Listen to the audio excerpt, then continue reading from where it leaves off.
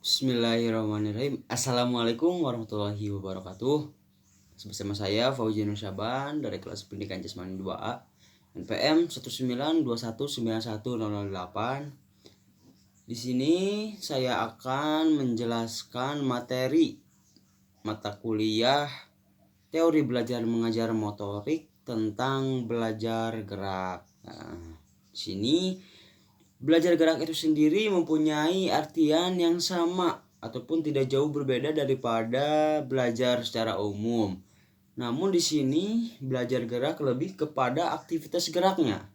Nah, jadi tujuan dari belajar gerak ini yaitu untuk menguasai berbagai keterampilan gerak dan mengembangkannya agar keterampilan tersebut ataupun keterampilan gerak tersebut yang dikuasai bisa dilakukan untuk menyelesaikan tugas-tugas gerak. Nah, untuk mencapai suatu sasaran tertentu tentunya ya. Nah, di sini jika kita mendengar istilah gerak, maka yang terbesit yaitu di pikiran adalah tentang pendidikan jasmani tentunya ya, betul. Karena di dalam pendidikan jasmani belajar gerak ataupun belajar sambil bergerak itu adalah suatu hal yang lumrah, di mana belajar yang utama di dalam penjelasan itu yaitu bergerak, movement ataupun aktivitas fisik tentunya.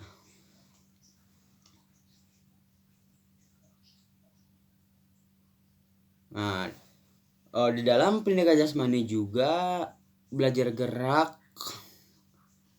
bertujuan untuk agar si pelajar berusaha menguasai keterampilan gerak yang sesuai dengan macam-macam olahraga, dan juga kemudian memanfaatkannya agar keterampilan gerak tersebut bisa diterapkan dalam bermain, contohnya berlomba dan juga ataupun bertanding dalam cabang olahraga tertentu seperti itu. Nah, di dalam belajar gerak juga tentu ada yang namanya proses dan juga kondisi belajar gerak. Apa itu proses belajar gerak? Nah, di sini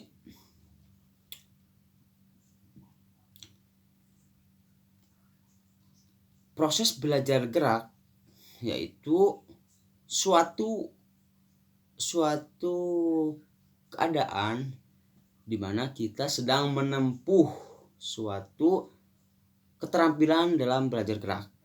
Nah, di dalam proses belajar gerak ada beberapa para ahli yang mengemukakan pendapatnya tentang proses belajar gerak tersebut. Nah, di sini ada teori yang dikemukakan oleh Fitz dan Posner dan juga teori yang dikemukakan oleh Adam.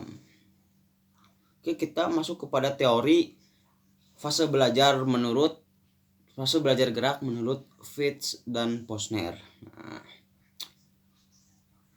menurut Fitz dan Posner, mereka mengemukakan bahwa proses belajar keterampilan gerak terjadi dalam 3 fase. Apa saja fase tersebut? Yang pertama itu ada fase kognitif, yang kedua ada fase asosiatif, dan yang kedua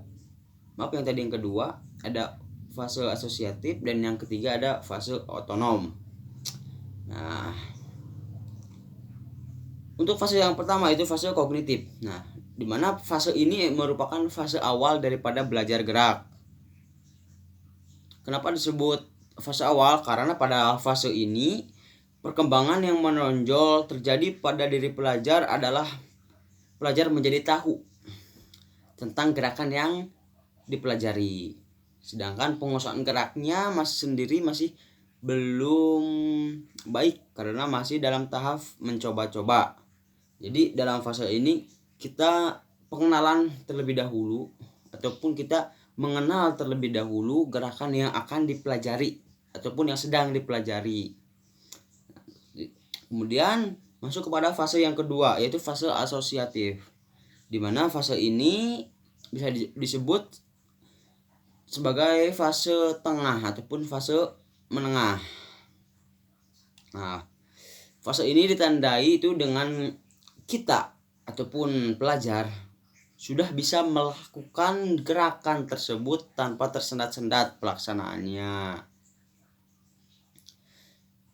Namun dalam fase ini masih harus tetap terus belajar, mempraktikannya secara berulang-ulang agar pelaksanaan gerakannya semakin efisien dan juga efektif. Dan fase yang terakhir menurut Fitz dan Posner yaitu adalah fase otonom ataupun fase otomatisasi. Nah, jika sudah mendengar otomatisasi maka dalam proses pelaksanaan geraknya itu sudah lancar. Nah, tidak lagi tersendat-sendat dan juga sudah tidak memikirkan lagi gerakan-gerakannya. Jadi dalam fase ini ditandai dengan penguasaan gerakan di mana pelajar mampu melakukan gerakan keterampilan secara sistematis dan juga secara otomatis tentunya. Oke, kita masuk pada teori menurut Adam. Nah, menurut Adam dalam fase belajar gerak terbagi ataupun terjadi dalam dua fase. Apa saja fase menurut Adam? Yang pertama itu ada fase gerak verbal dan yang kedua ada fase gerak. Fase gerak verbal merupakan fase belajar gerak di mana gerakan yang sedang dipelajari ataupun yang dipelajari masih berada pada pikiran pelajar. Jadi ketika kita sebagai pendidik memberikan materi belajar gerak kepada pelajar dan sang pelajar itu baru bisa memikirkannya di dalam kepala, belum bisa melakukan gerakannya langsung. Ataupun juga dalam fase gerak verbal ini yaitu sang pelajar itu melakukan gerakan sambil memikirkan gerakan-gerakan yang akan diperagakannya. Seperti itu. Cukup dipahami ya. Dan yang kedua itu fase gerak. Nah, fase gerak merupakan kelanjutan daripada fase gerak verbal. Nah, pada fase ini penguasaan geraknya sudah baik tentunya. Nah, maka pada saat melakukan gerakan seolah-olah tidak memikirkan lagi gerakan yang sedang dilakukan ataupun bisa disebut otomatisasi. Gerakannya sudah otomatisasi. Nah, jika dapat dikatakan fase gerak ini sama juga dengan fase otonom menurut Fitz dan Posner. Seperti itu. Oke. Setelah tadi kita mengetahui proses belajar gerak, sekarang masuk kepada kondisi belajar gerak. Nah, apa itu kondisi belajar gerak? Nah, di sini yaitu adalah suatu keadaan yang diperlukan agar proses belajar gerak bisa berlangsung sesuai dengan tujuan yang hendak dicapai. Nah, keadaan ini juga diperlukan agar proses belajar gerak terjadi mencakup keadaan yang ada pada diri pelajar dan perlakuan yang dikenakan pada pelajar tentunya.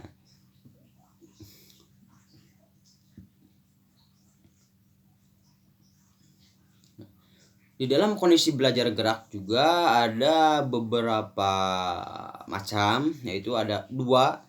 Ada kondisi internal dalam belajar gerak dan ada kondisi eksternal dalam belajar gerak. Nah, kondisi internal yaitu adalah kondisi ataupun keadaan yang seharusnya ada pada diri pelajar itu sendiri. Nah, di dalam kondisi internal ini juga terbagi ataupun meliputi dua macam, yaitu yang pertama pelajar harus mengingat bagian-bagian gerakan keterampilan.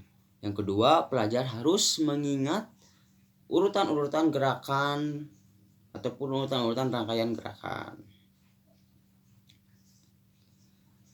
Setelah tadi ada kondisi internal, maka ada kondisi eksternal dalam belajar gerak. Nah, kondisi eksternal dalam belajar gerak adalah stimulus dari luar diri pelajar atau perlakuan yang dikenakan pada diri pelajar agar proses belajar gerak bisa terjadi. Di dalam kondisi eksternal dalam belajar gerak juga mencakup ataupun meliputi 4 macam. Yang pertama, ada sajian instruksi verbal, kemudian ada sajian instruksi visual, ada kegiatan praktek dan juga penyampaian umpan balik. Nah, sini sajian instruksi verbal yaitu kita sebagai pendidik memerintahkan secara lisan kepada sang pelajar. Kemudian sajian instruksi visual kita sebagai pendidik yaitu memperagakan keterampilan gerak yang akan dipelajari oleh sang pelajar itu sendiri. Kemudian kegiatan praktek di sini itu kegiatan inti dalam gerak belajar ataupun belajar gerak. Dan yang terakhir itu ada penyampaian umpan balik. Nah, di dalam penyampaian umpan balik namanya juga penyampaian umpan balik, berarti umpan balik ataupun masukan yang diterima oleh pelajar sehubungan dengan apa yang telah dikerjakan, seperti itu.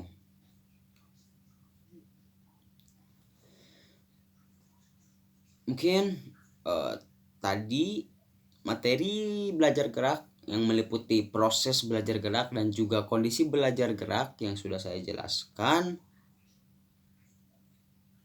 Mungkin cukup sekian dari saya.